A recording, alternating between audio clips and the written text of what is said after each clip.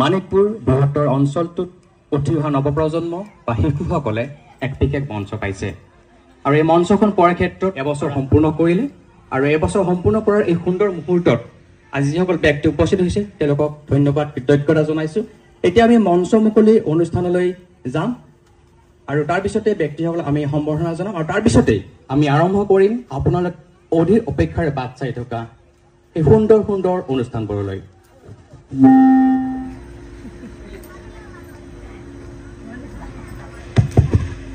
Student হয় আৰু এতিয়া আমি মণিকুমাৰ ৰায় ডাঙৰীয়াক এনেদৰে সম্বৰ্ধনা জনোৱা হৈছে। বালিৰাম দাস ডাঙৰীয়াক সম্বৰ্ধনা জনাব এখনি ফুলাম গামোচাৰে RK ডান্স ষ্টুডিঅ'ৰ ষ্টুডেণ্ট সুহানী নাথে।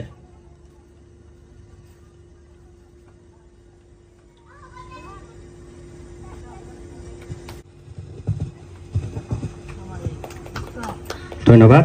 তেওঁ হৈছে প্ৰিয়ম ৰায় আৰু তেওঁ উপস্থিত আছে। ধন্যবাদ জ্ঞাপন কৰিছোঁ তেওঁ উপস্থিত থকাৰ বাবে। সৰভোগত বিভিন্ন আমাৰ নামনি অসমত এক বিশেষ নাম আছে জোন খান, গতিকে জোন খান উপস্থিত থকাৰ বাবে বিশেষভাৱে মোৰ ভাল লাগিছে আৰু তেখেতক এখন ফুলাম গামোচাৰে সম্বৰ্ধনা জনাব অংকিত ৰায়ে।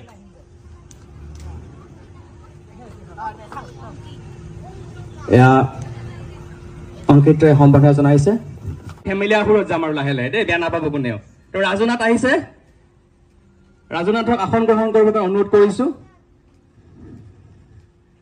ৰাজুনাথে জোন খানৰ ভৰি চুইছে, অৰ্থাৎ ইয়াৰ পৰা বুজিব পাৰি জোন খান মানে আপোনালোকে অনুভৱ কৰক।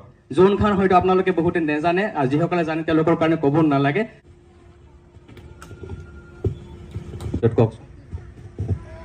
নমস্কাৰ।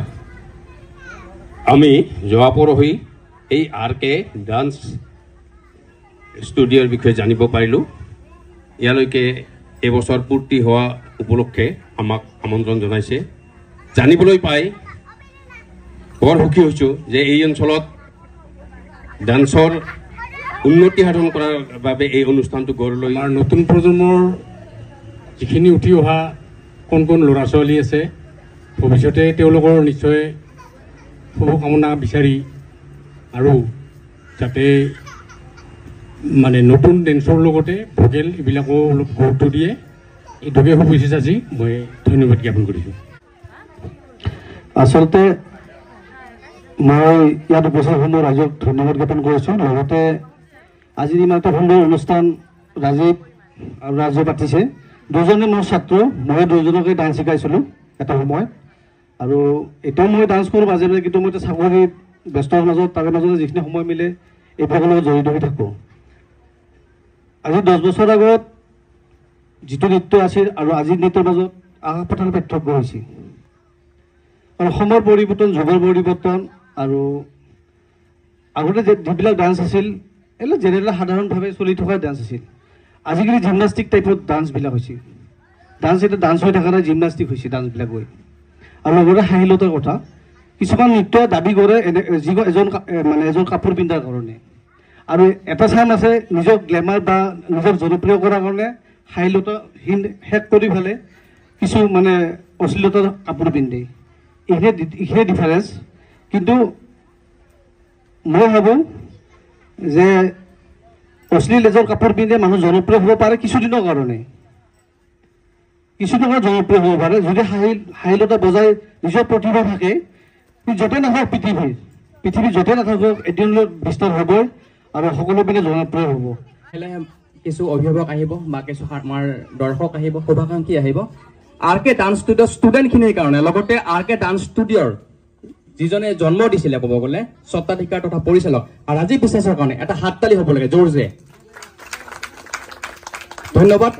এনেকুৱা নহয় মোৰ সন্তানেতো ডান্স কৰি থকা নাই, বেলেগৰ সন্তানহে ডান্স কৰিছে, মইনো কিয় হাততালি বজাম? নহয়, আপোনাৰ সন্তানে যেতিয়া ডান্স কৰিব তেতিয়া বেলেগে হাততালি নবজাব। সেইকাৰণে কি কৰিব, আপোনাৰ এটা সৰু হাততালিয়ে কি কৰে এওঁলোকক আগবাঢ়ি যোৱাত অনুপ্ৰেৰণা বা মেডিচিনৰ নিচিনা কাম কৰে। যি কি নহওক, এতিয়া আমাৰ মঞ্চখন মুকলি কৰিবৰ কাৰণে আমি আগবাঢ়ি আৰু RK ডান্স ষ্টুডিঅ'ৰ মঞ্চ মুকলি কৰিবৰ কাৰণে আগবাঢ়িছে মণিপুৰ অঞ্চলৰ সমাজসেৱক শৈলেন্দ্ৰ ডাঙৰীয়াই। তেখেতক মঞ্চ মুকলি কৰিবৰ বাবে অনুৰোধ কৰিছোঁ।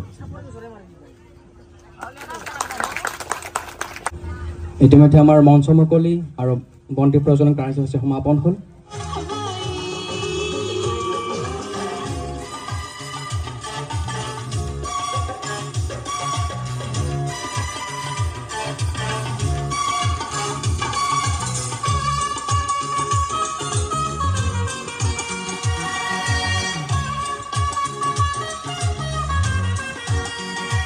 খুব সুন্দৰ। আৰু জানমণি তুমি আধুনিক নৃত্য নাচিব জানা নে বিহু নাচিব জানা? বিহু নাজানা? বেয়া কথা হ'ব। অসমীয়া ছোৱালী হৈ পেলাই বিহু নাচিব নাজানে বেয়া কথা। ৰাজীৱ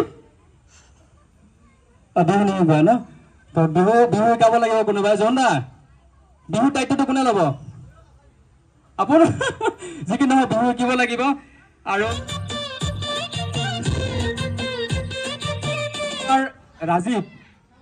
ৰাজীৱে ইমানে লাজ কৰে এগৰাকী ছোৱালী ভাল লাগিছিলে।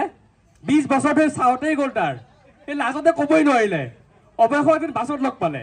বাছত যেতিয়াই লগ পালে দেখা পালে বাচ্ছা এটা আদি ক'লে অকণমান বাচ্ছাটো লোৱাচোন, গৰম দিছে বহুত। সি মুখৰ পৰা আছিলে আৰে এইজনী যিজনী মই 20 বছৰ ধৰি কংক বুলি ক'ব নোৱাৰিলোঁ। তো এনেকুৱাই আৰু কণ্ডিশ্যনটো।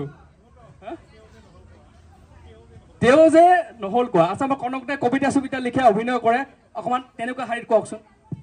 এখন নাটক চাইছিলোঁ অনুৰাধা থিয়েটাৰত।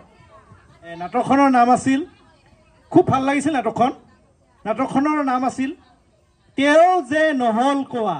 তাৰমানে মোৰ বন্ধু ৰাজীৱৰ ক্ষেত্ৰতো তেনেকুৱাই হৈছে। হয়তো কাহিনী আকাৰে লিখিলে এইখনো এখন নাটকেই হ'ব। ধন্যবাদ। ঠিক আছে নেকি এটা দাদা? অকণমান হেৰি মিউজিক, মানে আমাৰ এই যে মাইকেল জেকচনৰ মিউজিক। তেওঁ মানে খুব ব্ৰেক ডান্স কৰে, তেওঁৰ হাতবিলাক মানে সৰু সৰু। ঠিক আছে, তেওঁ এনেকৈ ব্ৰেক ডান্স কৰে। ৰাতি সপোনত মানে য'ত মানে আমাৰ মাইকেল জেকচনৰ এটা সপোন দেখিছে, তেওঁ ব্ৰেক ডান্স কৰি আছে, এনেকৈ কিবা কিবি লৰাই আছে। মাকে গৈ পেলাই সুধিলে কি নহ'ল, ই যে মানে সপোনত কৰি আছে, মাকে গম পোৱা নাই, ডান্স কৰি থাকে। তেওঁ এনেকৈ যেতিয়াই কৰি আছে, এতিয়া ই ক'লে নহয় মই মানে চাওমিন খাইছিলোঁ, চাওমিনবিলাক এনেকুৱা অকোৱা পকোৱা যে মানে এনেকুৱা পাক মাৰি আছে। তো সেইকাৰণে মোৰ হাতখন এনেকুৱা হৈ আছে। তো কি পাব? হেল্ল', এইখিনিতে ৰাজীৱ 1 মিনিট। আৰু ইয়াতে আমাৰ হেমন্ত যেতিয়া BS কলেজত পঢ়িছিলে, ক'ত ঘৰ হৈছিলে? অদলাগুৰি। তাৰ পৰা আহি কিনে আমাৰ তাতে চাইকেল থৈছিলে। চাইকেল থৈ কিনে তাৰ মানে তাৰমানে পৰিবলৈকে গৈছিলে। যিকোনো নহওক, আৰু বাকী উদয়ন আছে, আমাৰ এতিয়া ছাৰ আছে, কনক আছে, আৰু ৰাজীৱ বিশ্বাস ইয়াতে আহিব লাগে। আৰু আমাৰ গাৰ্জেনখিনি আহিব লাগে, অকণমান মঞ্চ ভাঙিব লাগে আজি। ৰেডি ডান্স বঢ়িয়াকে।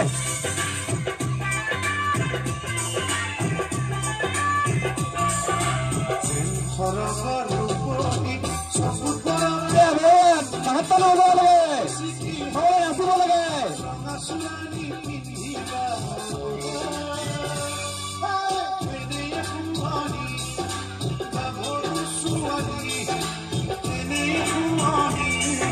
গাৰ্জেনবিলাকো নাচিব লাগে।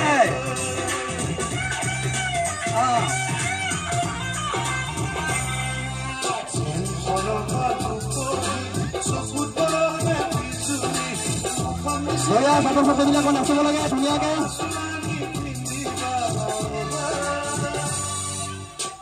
মঞ্চলৈ হা, সকলোৱে নাচা, মঞ্চলৈ হা ছাত্ৰ ছাত্ৰীবিলাক।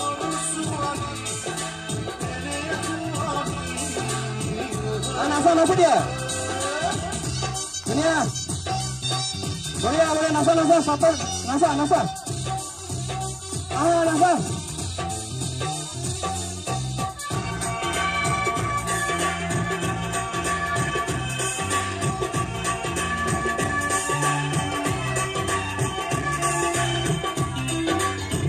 ধুনীয়া আমাৰ গাৰ্জেনখিনিও নাচিব লাগে দেই।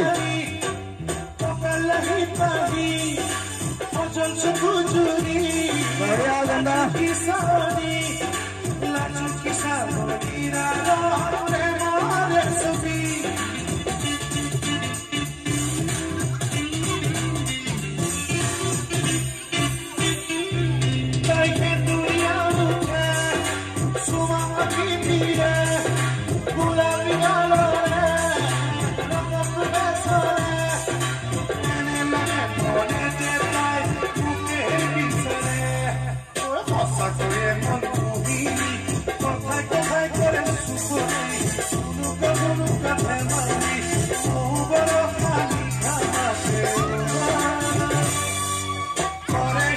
ধনীয়া বঢ়িয়া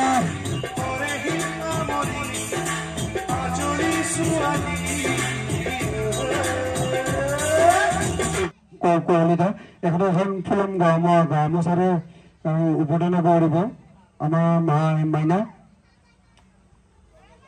আৰু লগতে আমাৰ ৰাজীৱ বিশ্বাস এটা আমাৰ ভালো কৰা দিলো